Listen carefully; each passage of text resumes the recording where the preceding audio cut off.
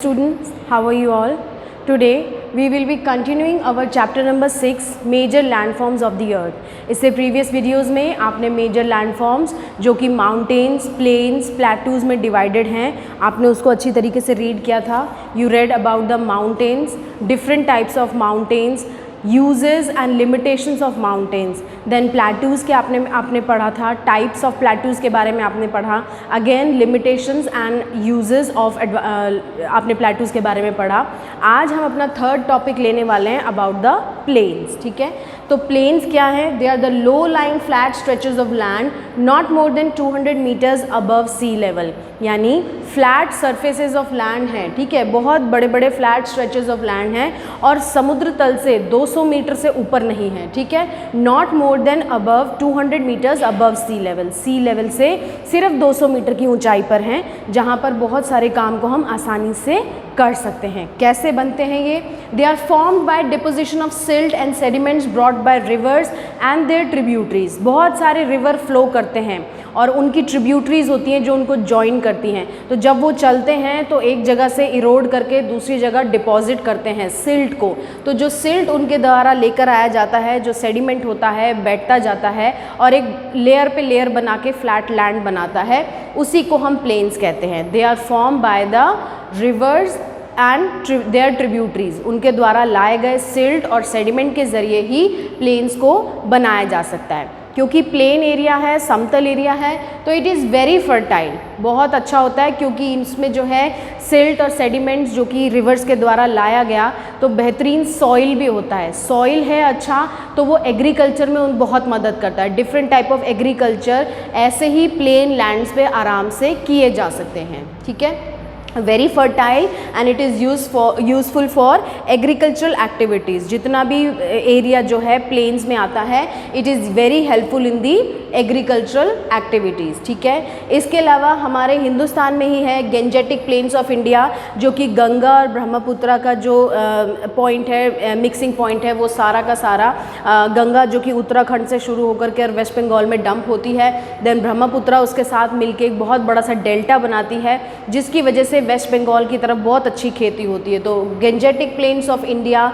इसके अलावा Indus planes of India, जो इंडस रिवर के पास जो है बहुत बढ़िया प्लेन इलाका है जहाँ पर खेती बाड़ी बहुत अच्छी हो सकती है. ये तो इंडिया के हैं.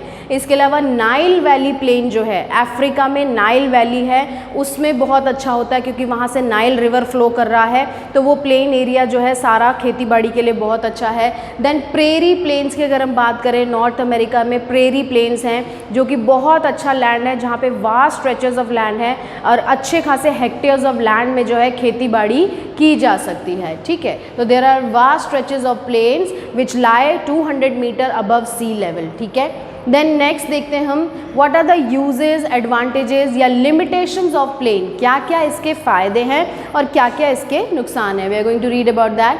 दे प्रोवाइड फर्टाइल सॉइल. जैसा मैंने कहा कि यहाँ पे जो है बहुत अच्छा जो है पानी की अवेलेबिलिटी होती है. रिवर्स और उसकी ट्रिब्यूटरीज सिल्ट और सेडिमेंट को डिपॉजिट करते हैं, उसकी वजह से यहाँ का सॉइल जो है वो बहुत फर्टाइल है.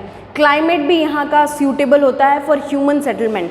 फ्लैट लैंड है, पानी की अवेलेबिलिटी है, क्लाइमेट भी बहुत ज़्यादा हॉट या बहुत ज़्यादा कोल्ड नहीं है, तो ह्यूमन सेटलमेंट यहाँ अच्छे से हो सकती है. आपको अगर पता हो तो ज़्यादातर जो ह्यूमन सेटलमेंट होती है वो जो प्लेन एरियाज़ होते हैं जहाँ पर रिवर्स वगैरह हो या फ्लैट लैंड्स हो, ज़्यादातर जो पॉपुलेशन होती है वो ऐसी ही जगहों पर मिलती है. ठीक है, इसके अलावा coastal plains have sea ports, harbours, fertile deltas for cultivation.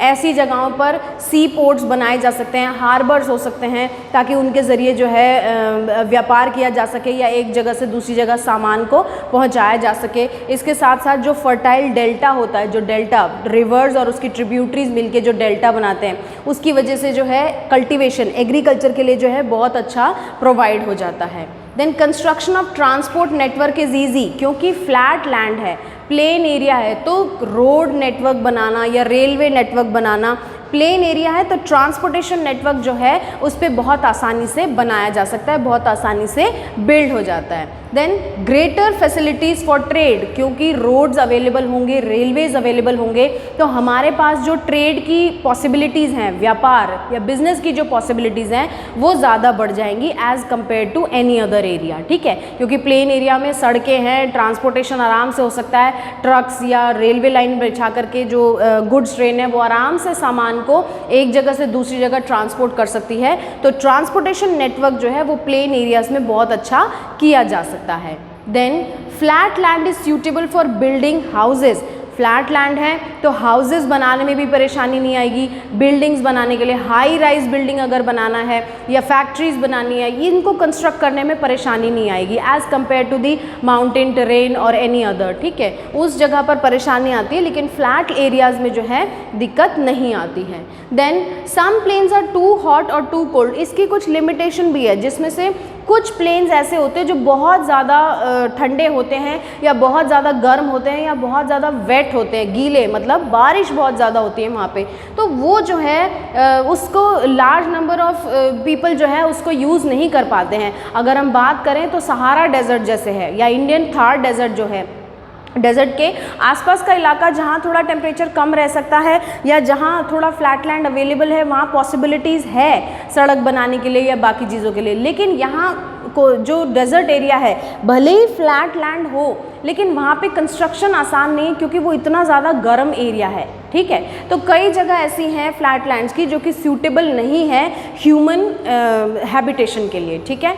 Then next है आपका what are the effects of increasing population on land forms. जो हमारे लैंड फॉर्म्स हैं, माउंटेन्स हैं, प्लेन्स हैं, प्लेटूज़ हैं, दीज आर ऑल नेचुरल चीज़ें, man made नहीं है, दीज आर ऑल नेचुरल चीज़ें हैं। और ये नेचुरल चीज़ों को जो कि फ्री गिफ्ट ऑफ नेचर है हमारे लिए, हम उसका इस्तेमाल जो कर रहे हैं which is not in an appropriate way. तो कौन कौन से फैक्टर्स हैं जिसकी वजह से लैंड फॉर्म के ऊपर प्रॉब्लम्स आती हैं? Man is using landform to meet his different needs but exploiting landforms। कितना सारा लैंडफॉर्म्स है हमारे पास जिसको जो है हम नेचुरल चीज़ें हमारे पास कई सारी हैं जिनका हम मिस यूज़ करते हैं। वाटर है, लैंड है, एयर है, लैंडफॉर्म्स हमें मिले हुए हैं, प्लेन एरियाज़ हैं, हम उसका मिस यूज़ करते हैं। ओवर पॉपुलेशन हमारे पास है, ठीक है। Increasing population is responsible for miss use of land. Population ज़्यादा है तो जो फर्टाइल लैंड है, जो एग्रीकल्चर लैंड हो सकता है, उस पर भी जो है कंस्ट्रक्शन करके बिल्डिंग बना दी जाती है, तो फिर फूड की प्रॉब्लम होती है, एग्रीकल्चर की प्रॉब्लम होती है। तो जो लैंड बैरन है या जो अनउपजाऊ ज़मीन है, अगर उसके ऊपर खेती बाड़ी की जाए तो अलग चीज़ है, लेकिन जो फर्टाइल प्लेन लैंड है जिस पे कल्टीवेशन किया जा सकता है, अगर उसे ही हम इंक्रीजिंग पॉपुलेशन के रिहायशी इलाके के लिए दे देंगे तो फिर हमारे पास खाने पीने की कमी नहीं होगी। वो लैंड अच्छी मिट्टी वाला है, अच्छी उपजाऊ मिट्टी वाला है, जिसे कि हम सीमेंट की चीज़ कंस्ट्रक्ट करके ख़राब कर सकते हैं, ठीक है। Then over grazing, over cultivation, industrialisation, cattles को छोड़ देना, तो सारा कैटल्स जो है सारा का सारा खा जाते हैं, उसको ओवर ग्रेज कर लेते हैं।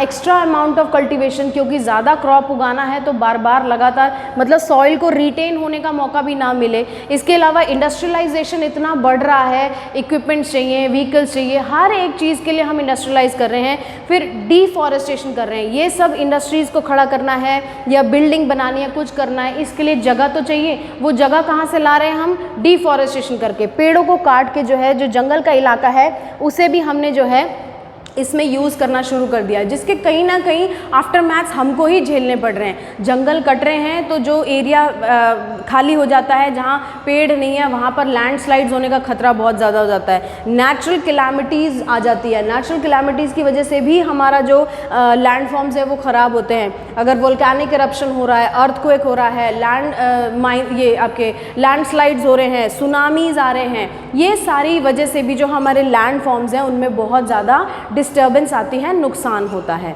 देन इसको कंजर्व करने के लिए हमें क्या करना चाहिए? We should not misuse natural resources. Air, water, land, ये फ्री गिफ्ट नेचुरल चीज़ें हैं। माउंटेन्स हो गए, रिवर वैलीज हो गए, प्लेटूज़ हो गए, प्लेन्स हो गए, ये सब फ्री गिफ्ट ऑफ नेचर है हमारे लिए और हमें इसे कंजर्व करके रखना चाहिए, इसका मिस यूज़ नहीं करना चाहिए, क्योंकि आज हम इन चीज़ों को ख़राब कर देंगे then they will not be available for the future generation to use, right.